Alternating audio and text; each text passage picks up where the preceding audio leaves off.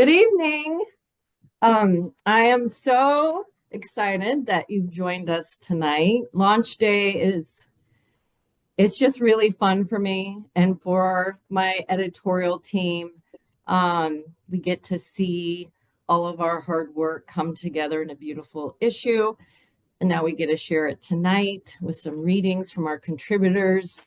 I'm Jody Kiesner. I'm the editor-in-chief of the Linden Review. This is our sixth issue. We have been around for 3 years now, successfully, and we are a biannual online international journal. Our reach continues to grow. We publish creative nonfiction that explores themes of health in the body, in politics, in the environment, in society, in culture. We define health really loosely and really broadly because it really affects everything, every aspect of our lives. I want to thank Dr. Mark Gilbert, who is our arts director, and Kyle Simonson, our managing editor. If you haven't had a chance to put the name to the face, but you've worked with him, there he is. Our student editors, if you could please wave and be acknowledged. Make sure we can see you. I have a wonderful editorial team. And Hannah, you too, Hannah Opp,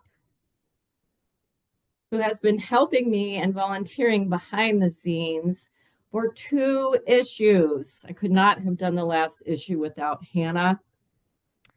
Thank you to the College of Arts and Sciences and the English department. And I see that Alina is arriving, Kyle, our third reader tonight. So our plan is we have 3 readers with us tonight, one from issue 5, the other 2 from issue 6. They each have 7 to 10 minutes to read. And then we have time for a Q&A, and I hope you'll feel comfortable asking them about their writing life, the pieces that they read, book projects they're working on, whatever you're interested in. So our first reader, and can everybody hear me okay? Yep, mic's working good. Okay. Our first reader is Edwina Shaw. She's an Australian writer and editor of fiction, memoir, and screenplays. She is the author of A Guide Through Grief, Thrill Seekers, In the Dark of Night, and over 40 short pieces that have appeared in literary journals and anthologies, including Asia Literary Review, Island, and Best Australian Stories. She is the contributing editor of Bielka Blues. I know I didn't say that right. I tried Bielki. that word. Would you pronounce it for us? Bielki. So he was a very fascist premier of the state that I live in. So the state that I live in is pretty much like the American South, and he ruled it from when I was born for the first 20 years of my life. Bielki. Bielki. Okay. Co-editor of our Inside Voices and ghostwriter editor of Hard As. She teaches creative writing at the University of Queensland and also runs yoga and writing retreats around the world. This story is part of a longer work in progress, Dead Man's Beach and Other Stories, short memoir pieces about the death of her father and school camps. Please welcome Edwina Shaw. Thank you, everybody. Here we go. Stormbirds. I grew up where fish flew and giant birds with blue faces wore helmets, where the air smelt of sugar, sweet and heady, where ceiling fans blew hot and waterholes that killed young men were my playgrounds, where storms came in green and gold and drummed on the roof so loudly no one could speak, but only listen. Crocodiles lurked in the shadows, and snakes and toads ran in front of fire that roared and wept ash onto the land for miles around. Take my hand, Daddy, and together we'll climb up, up, up over slippery boulders and into the mountains. I will follow you anywhere, behind waterfalls, frogs on my skin, sticky and green, and down waterfalls, sliding, jump! Splashing into the dark, cold water, down, down, down, deep, deep, deep under, until breath is God, and your hand reaches into the darkness and draws me back up again, and you are God, and we are laughing, and your yellow teeth shine like the sun, and you smoke another cigarette as we sit wrapped in towels, and I never need to go home, because with you, everywhere is home, and I am safe. I sink into the smell of you, Albany trim-sized cigarettes and brute and suede and rain and red dirt and hair, lots of hair, even on your shoulders and the back of your hands that fold over mine. Home tastes of your beef Wellington and paprika smothered cheese balls and homemade pancakes with lemon and sugar and hot syrup and honey with ice cream melting through, and the sound of your laugh, your head thrown back, blue eyes sparkling, and the tap, tap, tap of your hammer singing you are home and all is well. Stormbirds sang your death into being all that long, hot October when I was 14, singing mournful cries, ooh, ooh, heavy in the air, heralding storms that came black and weeping every afternoon, crying the tears I wouldn't allow myself. The stormbird sang, and I kept myself coiled hard and tight until it hurt, unable to hold the once joyful man shrinking to bones in the bed, in too much pain to touch or be touched, your belly bloating like the starving Ethiopians we saw on television, not far away, in the next room. Outside, the stormbird sang, ooh-it, ooh, ooh-it, ooh, and I hated them for it, hated you for it. As the rain thundered down and you gritted your teeth, I cried out for them to stop, but they wouldn't. Life relentlessly kept pushing forward, and the stormbirds called again and again and again. Ooh-it, ooh, ooh-it, ooh, ooh-it, ooh. All these many years later, I returned to the forest in search of you. Inside my bones, I hold you, and the rainforest and deep, cold water. Red earth colours my blood, your home. Thunder and rain beat my heart, and the roiling rumble of a coming storm sings of golden light. In every newspaper-wrapped package of fish and chips, in any whiff of salt breeze, the pungent rot of mulch, the stink of a crushed bug, in the call of stormbirds, I find you and rest in the mauve comfort of sugarcane blossoms, soft as dawn, swaying in the breeze.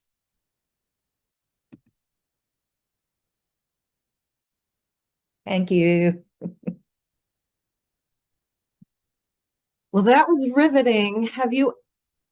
You have to tell me that you're going to narrate your own book one day. Somebody's going to have to publish it first. Oh my goodness. That It's was the just, most my experimental memoir pieces, little collection, and with school camps thrown in. That was so The school powerful. camps are not as experimental. well, I loved listening to you read it. And before we move on to the next reader, and we'll save our Q&A for the very end, I wanted to introduce you, Edwina, to Bellamy.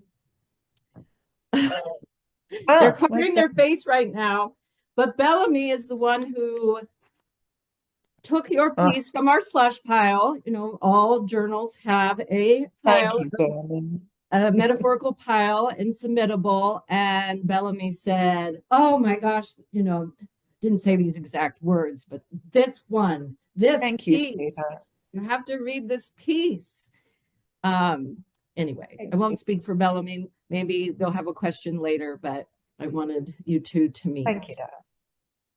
And our next reader is Alina Gharabegian, and she is an American Armenian raised in a diasporic community in Los Angeles. Trained as a Victorianist, she lives in New York City and works in New Jersey as an English professor.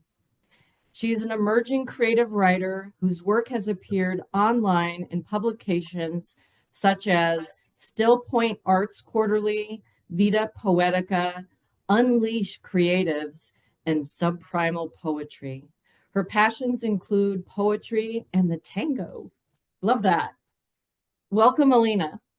Thank you, Jody. Thanks very much. I'm actually 7,000 miles away from most of you on average. I'm in Armenia at the moment at the American University of Armenia as the provost, serving as the provost here. I'm very happy to be here. Thank you so much. This will take about 9-10 minutes, and it's a piece that is not the piece that was published by Linden Review. That's okay, right? Okay, it's an excerpt from a longer piece called Chambers. Whence do quiet mysteries first nestle in young hearts and root there as the wellspring of the life of secrets? All the matter of my young life as memory conceives it, breathed beneath the weight of things undisclosed. No gentle memory early established assures me of a time before a persistent awareness of secrets accompanied me at all moments like a constant hum or the murk of amniotic fluid. The adult's gatekeeping over the separate spheres of childhood and adulthood ensured that the delicious details of their lives remained shrouded from our own, which came each day and every instant under their entitled scrutiny or command. But curiosity in a precocious child pries open a threshold space, the fittest warder of mystery. There, in the space between the half-told and half-guessed at, misty understandings proliferated, and my imagination battened upon the life of secrets.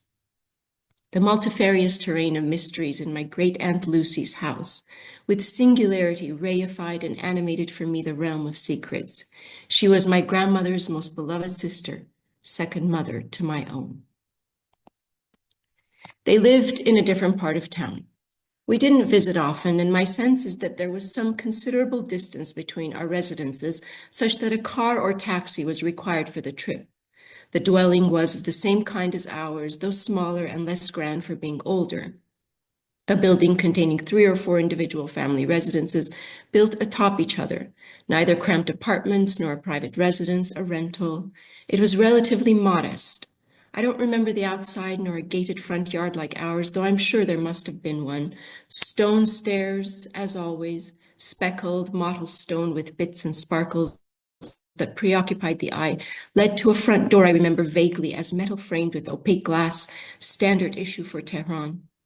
On the inside, the doors opened immediately without relief of a foyer into a more or less square family room, the parlor, with a large dining table in the center that overwhelmed the space. To the left of the parlor was a larger, more formal area separated from the antechamber by what I remember to have been either a glass block wall or frosted glass through which the dining room furniture was discernible in fuzzy liquid silhouettes. 2 openings led from the family room into the formal dining and living room, whose large second-story windows along the width of an entire wall overlooked the street below. Standing small on the floor, looking up at the open windows, I could see only sky and sometimes a crooked line of pigeons perched on the outside sill. The vista afforded to my cousins, who leaned the upper halves of their bodies out the windows, was forever denied me, and the denial was justified as the attempt to shield me from the possibility of falling out. My child's imagination was at once tantalized and terrified by the dark shadows of that dining room, whose corners housed exotic finds and memories from foreign lands, India in particular.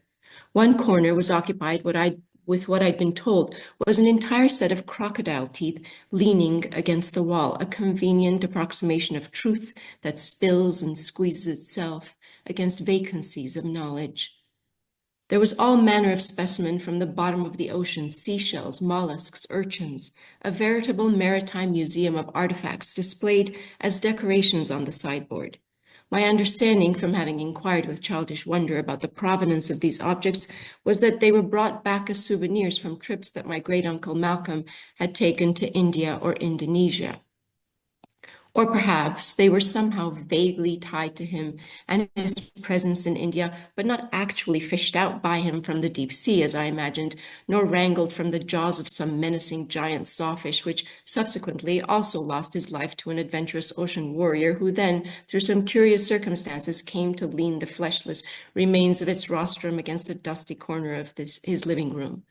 The stories concerning these mementos from a distant land were nebulous at best. I cannot tell how they came to settle into that haze, from the inattention of the young listener, or her inability to reconcile the fantastical possibilities of such exotic places with her own mundane reality, or the impatience of the adults who might have dashed off stories by turns inaccurate, sweeping, or contradictory, such that these left only a net for a narrative. Nonetheless, cloudy impressions settled and stayed, and perhaps because I had asked too many times and was afraid to again, or because of shyness about revealing a lack of clarity, or perhaps most of all, because of the desire to allow the possibilities to luxuriate into obscurity, I did not gain clearer ground about the origins of these objects and felt perfectly satisfied in the moments of furtive proximity when I could observe more closely or sneak a touch and wonder. On one, perhaps two occasions, when a family gathering overextended to distant relatives and friends, one of the guests, a most mysterious woman wearing blackened shades, sang seated in a velvet armchair in the corner of that living room. She was delicate, probably middle-aged, and wore an enormous black chignon high on her head. When a performance was imminent, a performance solicited by her audience, I was instructed to be quiet and still, though I itched to walk around among the guests, standing or sitting around her, like mannequins frozen into rapt attentiveness. Silence hung about the house in every room before her voice pierced the air. Her song was haunting and melancholy, and I had no idea what she sang or why, or how it came to be that her audience thought her eerie singing so beautiful. All I could think was what her eyes looked like behind those shades.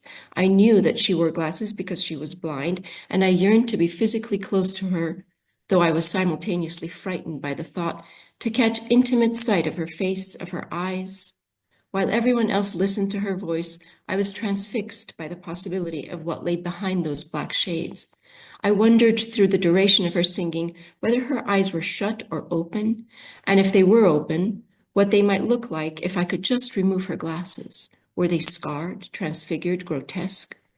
Did they stare idly into space? Fear and wonder mixed with a little repulsion rendered her singing unpleasant to my ears, and the whole ritual of the performance transformed the living room in those moments into an unnerving and unfriendly place. A third opening from the friendlier parlor led to a narrow hallway at the end of which was a kitchen, a bathroom, 2 bedrooms. Dust. Dust was everywhere in the less frequented rooms, on the horizontal surfaces of the furniture in the bedrooms. Otherworldly, ancient rooms they seemed, both crammed with large, heavy wooden furniture, the more mysterious one belonging to my great-aunt and uncle, containing dark curtains, the feel and smell of velvet, perfumes, drawers and drawers of one-of-a-kind, priceless jewelry, with precious stones and supple gold left carelessly about, sundry creams, endless bottles of nail polish, and the thick, saturated makeup of the 1940s, all displayed on an old-fashioned mirrored vanity. It was a ghost room. One could hardly believe that at any time it became peopled by those who dressed, undressed, slept, or awoke in it, that it had stood there forever frozen in that dusty, velvety portrait of my mind's eye circa 1954. Of course, the mystery of the room was helped by the abrupt and urgent reprimands of my mother or grandmother, who would usher us away from the room with the snippy, "Get out of there!" O glorious expanse of the prohibited space that calls a youngster further in. The sensory experience evoked in those stolen moments in Aunt Lucy's bedroom, plushy and warm but spectral too, and ever perched upon decay and disappearance, transported me to the doorstep of the otherworldly for a while and served for decades afterward as the real-world analog of scenes in movies from classical Hollywood or of the intriguing domain of the stage and backstage goings-on in concert halls, Who slept there and how? Did my great uncle incoherent, forever smiling like a toothless child, unable to walk, without help, defenseless, manage to come down the hall at nightfall and sleep there in the large, low bed with my vibrant maternal aunt in the way my parents slept side by side? It seemed hardly possible, given that I thought of Aunt Lucy as more his mother than his wife, and because I could not visualize his walk down the hall, his clothing changed, he in respite from the catastrophic reality of his waking hours. It seemed to me that he was forever tragically tethered to his armchair in the parlor, as though it was unnecessary for him ever to be otherwise. Patience and humility were the children of suffering in Uncle Malcolm. But he had not always been that frail figure, a benevolent ghost, sitting in his chair, sunken into his clothes, thin and delicate like the horn-rimmed glasses on his nose, awaiting instructions and guidance from beloveds. He had a barely perceptible nervous energy that expressed itself in a quiet smile and a dart of the head from side to side, attuned to goings-on. A habit of intermittently turning his head sideways and slowly brushing his hand across its top from forehead to nape to smooth what little hair remained to him baffled me for being too alert, too deliberate, as it was a gesture that also suggested introspection and worry, improbable in his case, but fascinating as a possibility. His speech was muffled, gruff, incomprehensible to young ears. His condition had been vaguely explained to me as the result of drunkenness, such that, with my child's understanding, I came erroneously to associate the consumption of alcohol to the point of inebriation by anyone under any circumstance with danger and irreversibility. Drunkenness was tantamount to brain damage. Thank you.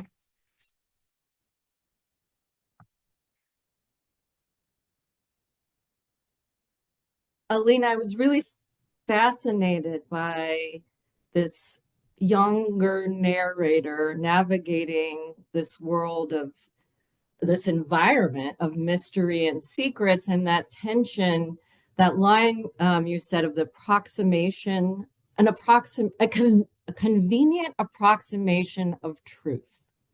I could see that theme in how the narrator's trying to understand the people in this place and the place itself. Yeah, just wonderful. Thank you. Thank you. Thank you.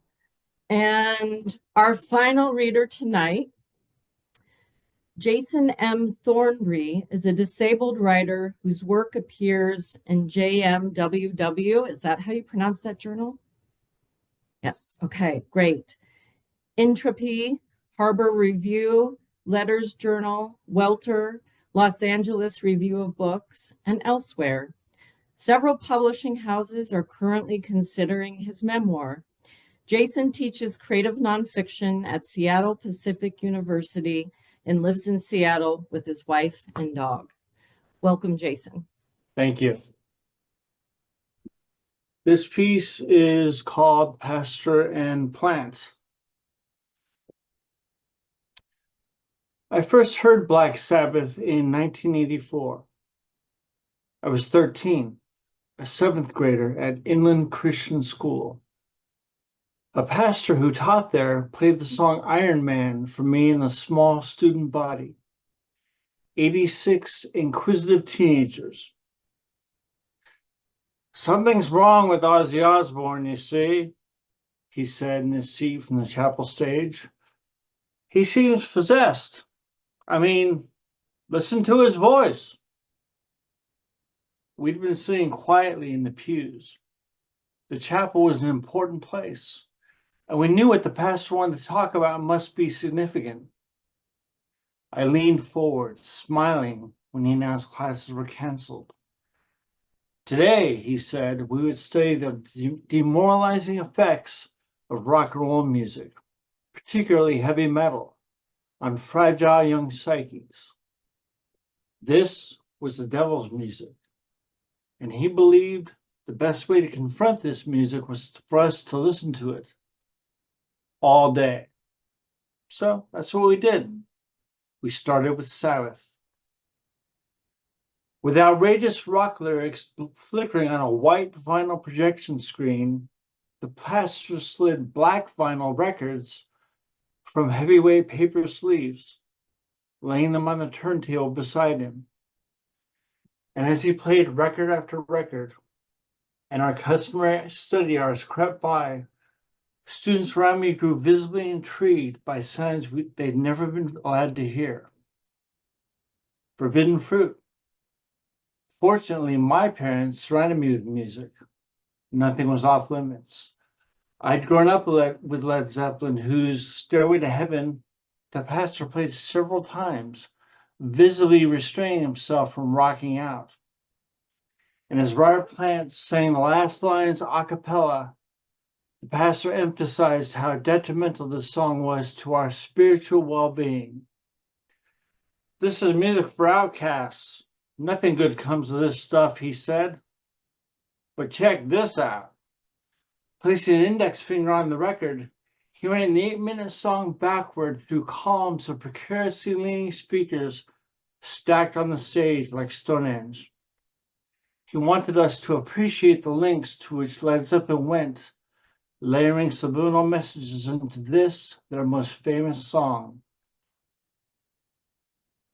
What did a famous song played backwards sound like? Well, it was familiar and foreign because everything was inverted. Invisible fingers unplucked guitar strings, and the chords began amid their departure, fading and stretching, and then suddenly rising in your ears as percussion stuttered and hiccuped, cymbals passing through speakers like running water. But the vocals were the weirdest part. The pastor explained, it's called backward masking. He described the elongated consonants and vowels fusing to create an alien new language. The pastor said Lucifer employed this method to hijack young minds, enlisting us in his new army. Now, he said, really listen. And then he ran Stairway to Heaven backward again, slowing the song to a thundering crawl, asking us if we could hear Robert Plant singing, "Oh, my sweet Satan." We stared silently. So he played it again. Hear it now? Then again. How about now? We still heard nothing. Okay, he paused, cranking the volume. Some plugged their ears and others gritted their teeth. Now, on the 7th or 8th go-around, a few nodded their heads, and he returned the record to its sleeve, slapping his thigh. That's just it, boys and girls. With a little help from the band, Satan's infused his malevolent spirit into the grooves of your record. And all the others I showed you today, and he wants to do the same to your innocent hearts. I turned to my friend James, remarking on the quality of the pastor's record collection. I mean, I already owned a few of these albums, but the rest, they were now on my Christmas list. Every record he railed against was neatly filed in a milk crate beside the stool where he sat. So along with Sabbath, Styx, Judas Priest, AC/DC, and Kiss, there was also Queen, Prince, David Bowie, ELO, and assorted new wave artists he believed promoted deviant sexuality, like Duran Duran, Soft Cell, Wham, and Culture Club. And he played them all, first frontward and then slowly backward. Don't be tempted by their faces either, he said, aiming a finger at the screen where Boy George pouted down at him. This person up here is going to lure you into dropping your spiritual defenses. That's right. And once you've done that, it's over. The devil captures your soul, and believe me, he's never giving it back. In the end, we filed from the chapel, talking excitedly. And that Saturday, I begged my stepmother to take me to the record shop so I could get a copy of Culture Club's Kissing to Be Clever on cassette. The pastor was right. They were great. Thanks.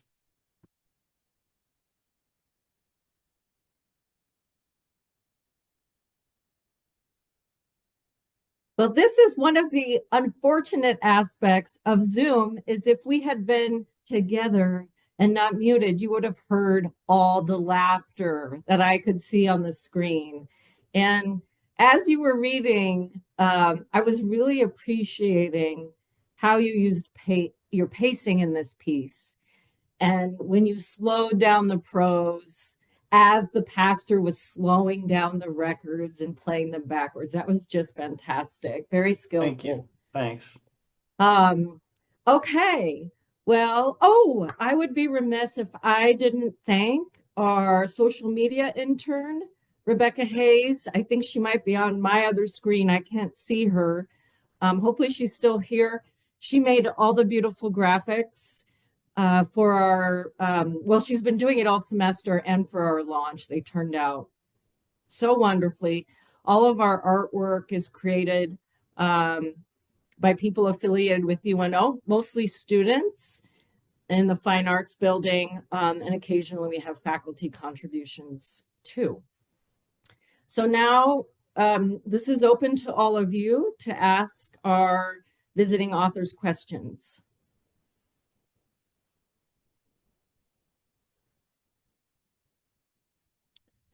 So Harley, go ahead. It's been so long since I've been on Zoom, I forgot how to unmute. Okay.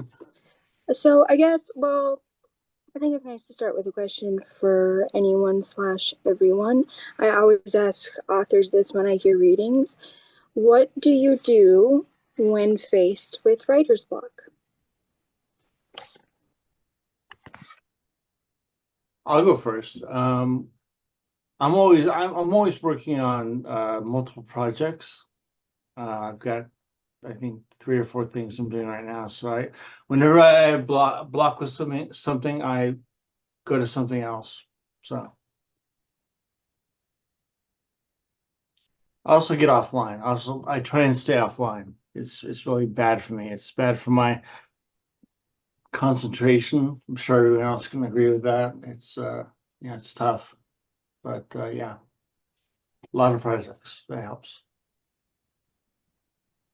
Yeah, and I'm like you too. I've got lots of projects on the boil, so I swap between them. But my biggest block at the moment is I'm doing so much editing, which is very dangerous for writers, and it can really, really make your own critical voice go mad. So I stopped doing editing. So that's what I'm doing for the next 2 weeks, and I hope my mojo will return because, especially for big projects, you need a lot of brain space around you to. Yeah, a time. You can't just do it in half an hour a day. You can do a first draft in half an hour a day, but you cannot do a good second draft in half an hour a day. That's my recent lesson. Sort of piggybacking off of what Edwina was just saying, I think that the critical voice does in fact hamper the creative. Unfortunately, as an academic, my critical voice is constantly turned on and the creative constantly turned off, which is very unfortunate. I think that, well, I would say that I try to find inspiration in reading and in music, and that seems to free things up a little bit for me. Thank you. Other questions? Deanna. So based on those answers, I would like to piggyback on all of you with another question. So how, especially with what Alina said about having a critical mind turned on and a creative mind turned off. So how do you balance that factual accuracy of the creative or nonfiction aspect of your storytelling with the creative aspect of it? So how are those married and balanced together? Thank you. I'll go. I'm sorry. I'm sorry. You can go ahead. Sorry, no, yeah. Sorry. Okay, sorry about that. For me, Deanna, they are inextricably bound. because the things that I've always loved most to read in prose are the ones that are aesthetically pleasing to the ear. So I don't divide the two. I don't think of language as a tool for communication only, obviously. It's supposed to provide aesthetic pleasure. And so both in the way in the things that I read and in the way that I write, I try to meld the two. So it's not too hard to do. It's about, I think, putting the critical voice away is kind of what Edwina was talking about. You're constantly editing yourself while you're trying to create, and that becomes an impossible thing.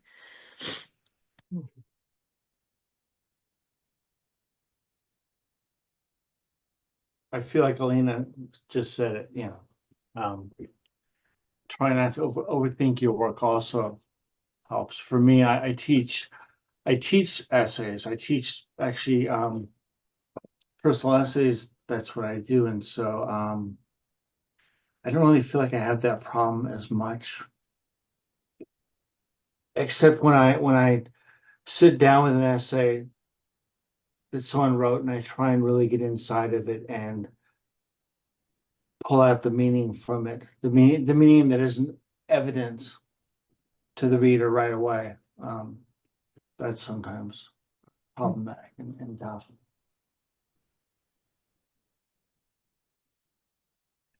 So I suppose for me, I mean, the piece that I read today is me just really letting myself go and letting whatever come, because a lot of my other, even my fiction is actually autobiographical fiction, but I just give myself more leeway then. So don't be afraid to play. It doesn't have to, you don't have to remember the exact conversation you had with that person 30 years ago. You can fudge it a little bit and make it a little bit more exciting too. The rules between, memoir and fiction and creative nonfiction are becoming increasingly blurred. Yes, it does have to be your truth, but of course all memoir is subjective anyway. So you may as well play. What we're doing, and I do a lot of work with people with trauma, so healing, writing for healing type stuff. And the healing comes, yes, in just the purge, but the main healing for me has come in creating a work of beauty. Changing that pain into something beautiful is where the real power is. And that's what we want to do, is make something beautiful, from something not so beautiful.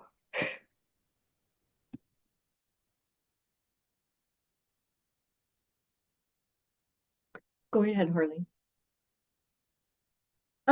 This one is for author of Pastor and Plant. So, and I'm almost like kind of hesitant to even bring it up because I know that writing about religion is like sensitive, but I do get curious, particularly if you do come from just a very religious background where religion was a huge part of your childhood or your life.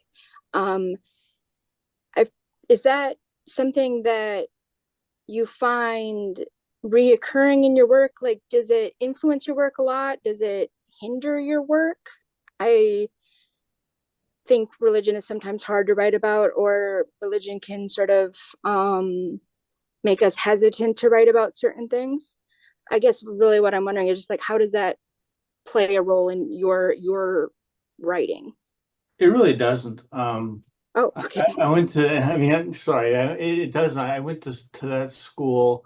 I'd gone to quote unquote secular elementary school until 5th grade. And then my parents being divorced, moved in with my dad. My dad sent me to Christian school. And so 5th through 8th, I went to Christian school. And that was my second school. And it was a strange experience. I've written a lot about that school actually, and I just got an acceptance today from for an essay about the school orchestra I was in. I played sax in the school orchestra, but religion though doesn't really factor into my writing. The biggest thing in my writing is I write about family a lot.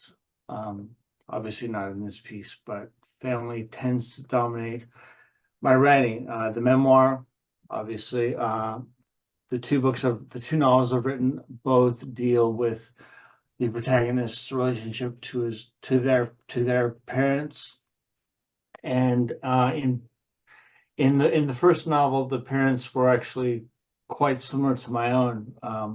They lived apart and hated one another, and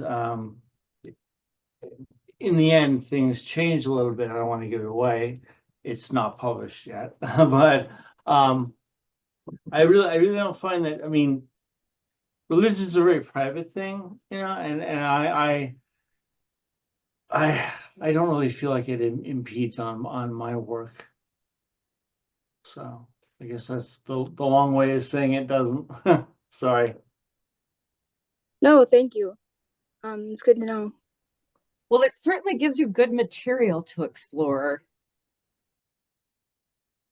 It does. It does. I've gotten I think 3 long essays, or longish out of this one school experience, and a third out of the school before that, where they, if anyone in this audience remembers corporal punishment in school, I went to a school that would beat the kids, and my first infraction as a student was in my second week at school, and I didn't memorize a particular verse of Matthew. I'd never read it before, so I'm in this classroom. It was very new to me, and I was told, right, outside, and I went outside with this long queue of students. We were outside, sort of looking about, and they all knew what was going on. I didn't know what was going on, and it was bend over, touch your ankles. My teacher had a breadboard with the bottom third of it broken off. She hit someone that hard with it, right? And she used it on me, administered the swats, and yeah, and so I got a good essay about that. So I think, but I think that was a very fertile ground. So that's all actually in this memoir, and one day somebody will pick it up. Yes, exactly. Allison, go ahead. Hi. Oh, can you guys hear me? Okay. I have a question specifically for Edwina. So I am hoping to be a developmental editor here in a few years when I graduate, and I was wondering what you would consider the most subtle similarities and differences between editing fiction memoirs and screenplays is. Well, it all comes down basically to story structure. When you're looking at that structural edit thing, it's about structure. Are the characters working? Is there a through narrative drive? You know, is it enough? Is there enough at stake? You know, you can have a very engaging voice, and people's voices can be strong enough to carry a plot that's very slight, but you still need, and especially these days when our attention spans are so small, you know, we really have to get in there early, and we have to keep raising questions, but have that through line all the way through. One of the recent books I just did, the whole book, the protagonist only took 2 actions towards her story goal, and it was making 2 phone calls. She left her house and she went to the cafe and sat thinking for the rest of the book. Anyway, okay. Yes, don't ever do that. Perfect. Make your protagonist act. Characters must act. I will note that. Thank you very much. Thanks, Alison. Thanks for asking. Oh, Kat, go ahead. There we go. My question is also for Ms. Shaw. You had mentioned that your piece was really one of your only experimental pieces. And so I've been curious as to why you chose to make this specific piece an experimental essay. because I've been writing a long time now. I've been writing full time since 2002, and they've mainly been straightforward narratives. And I just wanted to play. I think I'm just getting old and want to experiment. And so all of the short pieces about my father's death are all in that more, I'm calling it my poetic pieces. And then the stories about the school camps are more like Jason's story. So where it's a more straightforward narrative and got more of that school humor because it's school. Yeah.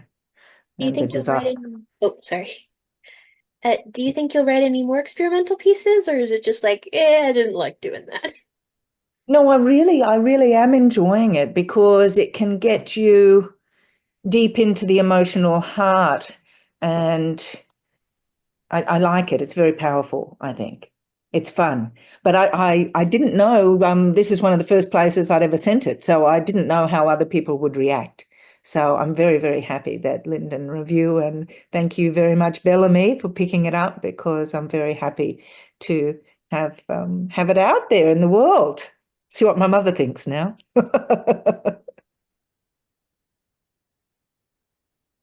that answer, Kat? Thank you. Oh, John and then Kason. Jason, you go ahead. I'll go after you. Alrighty. So a convenient approximation of the truth had me thinking about like the relationship between an author's memory and just the truth. So I know a lot of authors will get like if they butt heads with like what they're not absolutely certain of, they might get a second opinion from someone who's also close to that situation. So I guess my question is, how do y'all confront those gaps in the memory?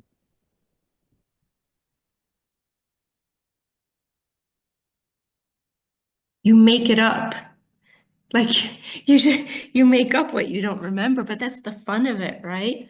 I think that the greatest joy in returning to childhood or to the past and trying to recreate things is that it opens up that interstice, it opens up that gap where you can be creative and make things up.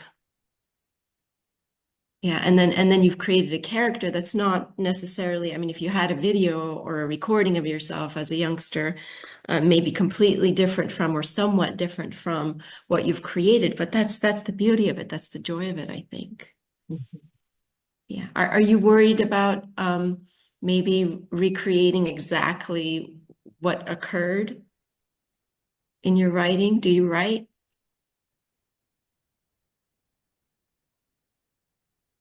Yeah, Jason? I'm not as much like for myself anymore, but like I have.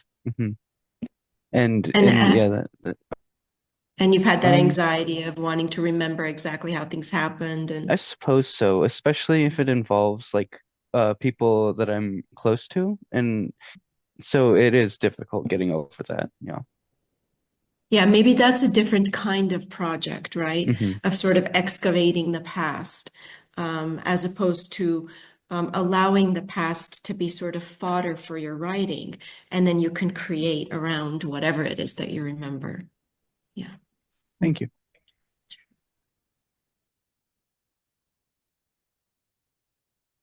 John, go ahead. Yeah, thank you. And hello, everybody. I'm John Price. I'm a colleague of Kyle's and Jody's in our creative nonfiction program here in the English department at UNO. This was an amazing reading. I want to thank you all for sharing your work, but also I want to congratulate Jody and Kyle and all of you who have been working on the Linden Review and making it such a wonderful journal. So I thank you. I really appreciate that. I have a question for, I think primarily Alina and Edwina about writing, teaching creative nonfiction in places outside of the United States. Obviously, it's immensely popular here, especially since the 1980s, as you know. And I'm just always curious, do you see growth in those classes in the places where you are right now? is it similarly popular? Are there particular challenges to teaching it, writing it, maybe cultural challenges and otherwise, that you could share with us? Maybe I'll let Alina answer this one mostly because I've taught creative nonfiction and I teach it in my retreats, but I don't teach it at uni. At uni, I'm teaching screenplay and narrative. But my friend teaches the creative nonfiction, and it's a smaller course and it's a third-year course, whereas we have for narrative, it's a first-year course. But I think it's a really growing genre here. More and more memoirs are getting published. I think maybe we as audiences are liking true life stories more. And as we all know, life is very interesting just as it is. We don't have to make up much stuff. But I also wanted to just say to Kaysen too, don't be afraid of fictionalizing it, just doing it as autobiographical fiction. So my first book, Thrill Seekers, was about my brother's battle with schizophrenia, or adolescent onset schizophrenia. So he just doing that story and disguising everybody. A lot of the stories are just straight memoir, but by calling it fiction, it gives you that layer of protection when it's the family story. Your family members will still get upset. And there's a whole, day-long argument about the ethics of memoir, but but it is one way that you can do it. You change the names, you change the sex. So in that book, I'm a boy. But that's a way that you can change it up and make it safe for you to write. Yeah. John, thank you for the question. Yes, it's hugely popular. I think at least here in Armenia, where I am, among young adults, writing creatively, writing creative nonfiction, writing memoir. And I think that there's a richness to it when they have, when they know 2 or 3 or often 4 languages, as many of the students do here. Of course, it makes it a much fuller experience, right? Writing experience, thinking experience, feeling experience, emotive experience. And they love experimenting with English. And so that, results in all kinds of written product that you wouldn't get from native speakers. So yes, it's hugely popular. I don't have the luxury or the good fortune of, maybe it's their good fortune that I'm not teaching them creative writing. I haven't been trained to teach creative writing, but from the classes that I observe, from the conversations that I have with faculty members and with students, yes, it's absolutely hugely popular.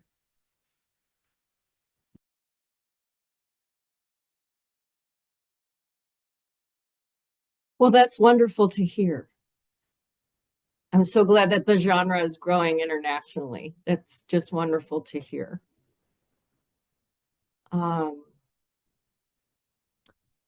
Any other questions? I can't see the second screen, so feel free to, at the same time as the first screen. So feel free to unmute yourself, ask a question.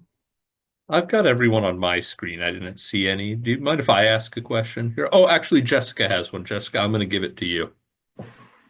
Thanks. My question is kind of for, I guess, anyone.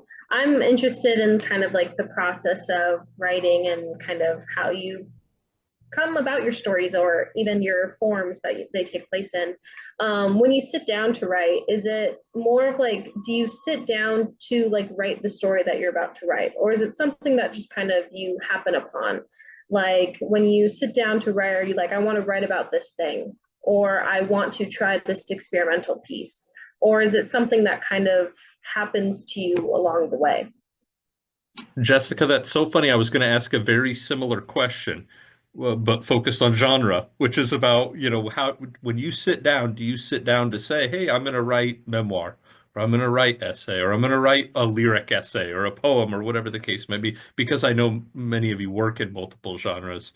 Or does that kind of come in the process of writing? You sit down and you start writing an idea, an image, and then genre kind of comes about. So maybe I can add on to your question, Jessica.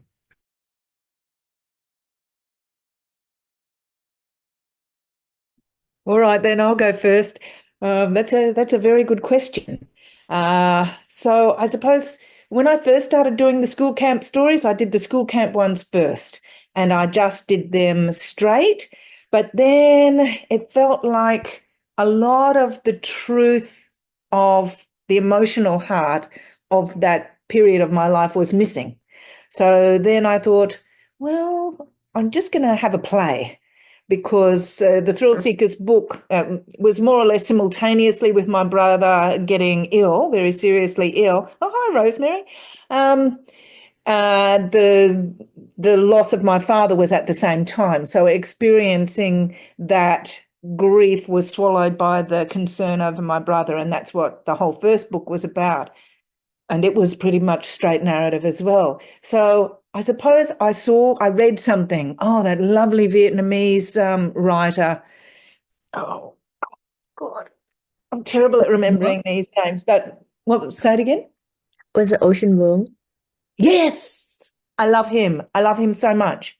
I read him and he inspired me, because, as Alina was saying, people who come at English from another language have this other view and way of using the language that is really inspiring.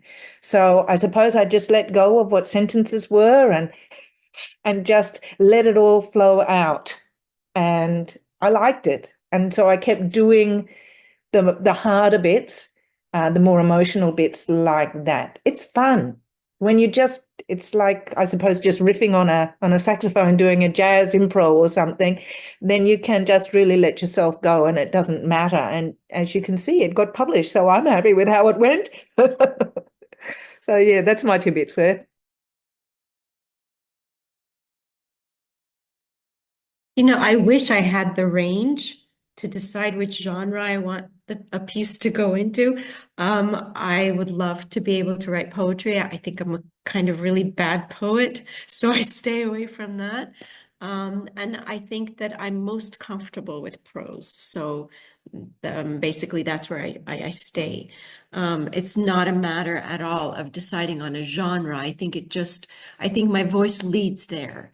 It's from many years of writing prose, many years of writing critical prose, and I think that that's where I'm most comfortable.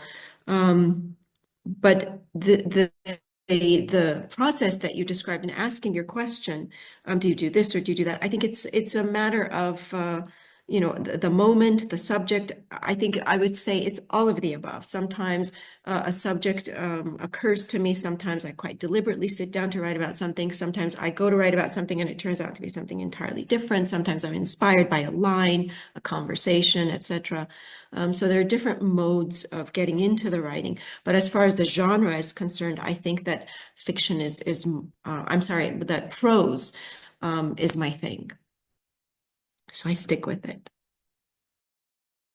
I'll go with what Alina said, being inspired by something. It's strange because I might sit down and work on a project, and I have this itch, or maybe it's like a noise in my subconscious, and I will address it by writing about it. I keep a journal, and I write everything I'm thinking in that journal. I put letters to people in that journal. I put everything, lists, everything in my life goes into this journal. It's like a laundry hamper. And I get inspired, I'll pull something out of it. But I just finished a first draft of a novel that was an idea that had been bothering me for ages. Something not bothering me, but it had been that itch, that sound in the back of my mind for ages, and I'd wanted to do something with it. And I told myself, I'm going to sit down and work on it every day, just a little bit. And then before I knew it, I had a first draft. Sometimes it just comes to you. Sometimes you have to force yourself. Alina says she doesn't write poetry. I was in a poetry workshop where we had to write a poem every day for a month. And I had really very little experience writing poetry. And so for a month, I wrote poetry that was really more like journal entries, but metered. And by the end, I was kind of happy with it. I was surprised. And So I just allow myself to let it happen, to let inspiration override perhaps what I think, oh, I should write fiction today, or I should write fiction this month, or I should work on this novel. I tend to work on what naturally appeals to me. And I know that's not a very good answer, but it's a long-winded answer, but I have a bad habit of digressing, so.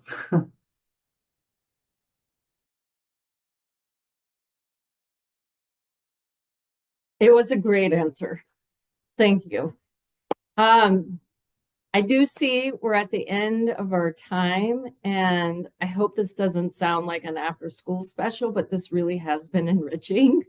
I have really enjoyed it. It's a wonderful way to finish the semester. Many of us are in the academic semester, so this is just what we need. It's just, I think, what we all needed. And thank you for being part of the Linden Review family. We do hope that you'll stay in touch, come to our events, visit us when we have a table at conferences. Keep submitting your work to us. We'd like to see more. Let us know when you have books coming out and that sort of thing. Keep in touch. You're part of our family now. Thank you. Thank you. Thank you Thank so you, much. everybody. Thank you so much. Thank you. Thank you so much. And thank Lovely you, to meet Edwina you and all. Alina. Edwina and Alina, Yeah. I was Thank Yes, you. we blown away. rhyme. Thank you. There's our Thank you. poetry.